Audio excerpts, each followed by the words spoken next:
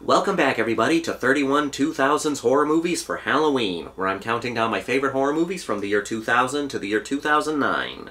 So we have a very underrated movie at the number 26 spot here, and that is Frailty.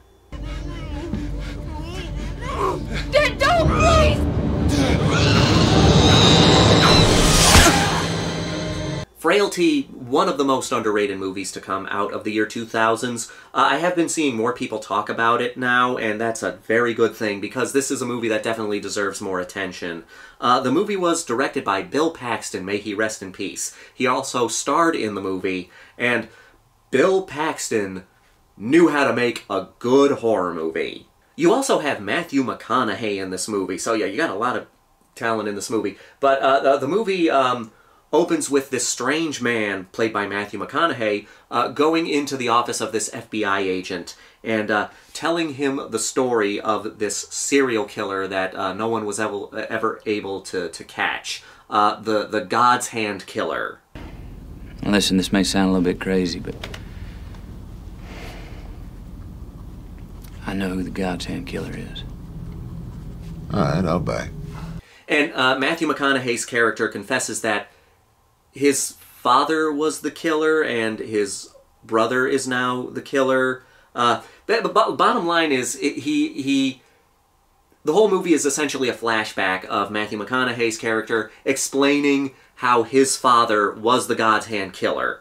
So Bill Paxton plays this father of these two young boys. He's a simple father, and he seems like this very good dad.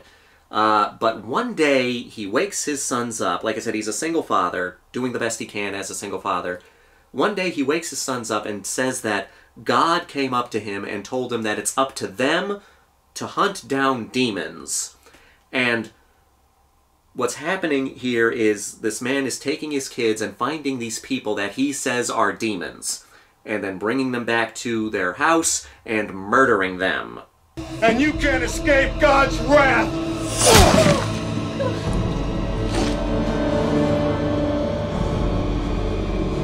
So their father essentially becomes a serial killer, killing all these people that he's saying are demons. Now, the older son doesn't like what he's seeing at all. He's like, there's something wrong with Dad. But the younger son is idolizing his father and wants to go along with this.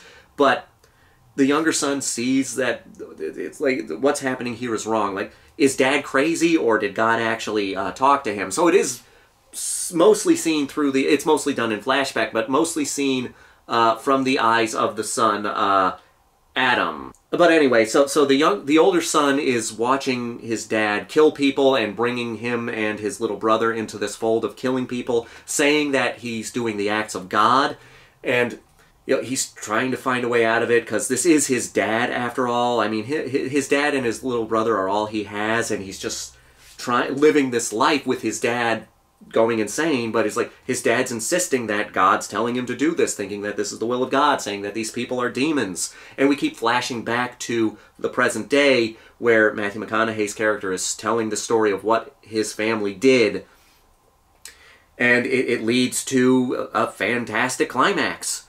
I half expected angels or even God himself to come out of the night and stop me. But I had to do it. It had to end.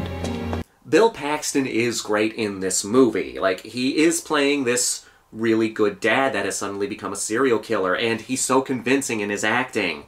It's like, you can tell that this person believes that God is telling him to go kill demons. But of course, he's killing everyday people, so it's just, and seeing the fact that it's mostly from the point of view of a child makes it all the more frightening.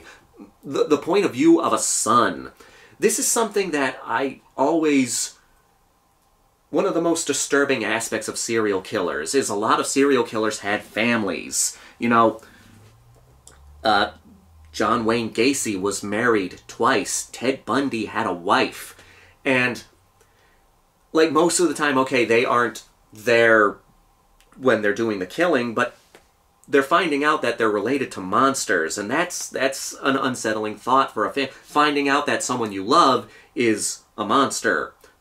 and you know, like having to deal with it from that point of view, that's never explored a lot in movies, and I like that the fact that Frailty explores that. We're seeing it from the point of view of a family member seeing their loved one become a serial killer. I'm sorry you didn't see it too. You will next time. You're gonna do it again? This is our job now, son. And of course there are things that happen in this movie that I do not want to spoil, and I'm going to say this outright. This movie should not be spoiled. People need to go into it blind. Don't watch any trailers for it, don't watch any more reviews of it, just go watch the movie. If you have not seen Frailty, as soon as this video is over, go watch it. Okay? That's all I'm gonna say. That's how good the movie is. And it's a shame that Bill Paxton didn't direct more horror movies. It's a shame that he didn't direct more movies in general. When looking at the IMDb page, he made like he directed 5 things. A music video, a short, a segment of a TV series, and the 2 movies he directed are Frailty and The Greatest Game Ever Played. I don't know much about that one. But he didn't direct that much, and it's a shame. It's a shame that Frailty did not get a lot of recognition when it came out, because who knows, Bill Paxton might have gone on to direct more movies, and we might have gotten more great movies. We might have gotten more great horror movies from him. But unfortunately, the movies he directed didn't get a lot of attention. And it is such a shame that Frailty didn't get that much attention, because this movie is great.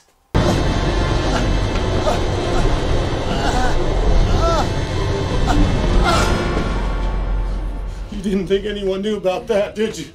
But yeah, Frailty is such an underrated gem. More people are talking about it now, but even more people need to talk about it. This is a movie that deserves to be a cult classic. It deserves cult classic status.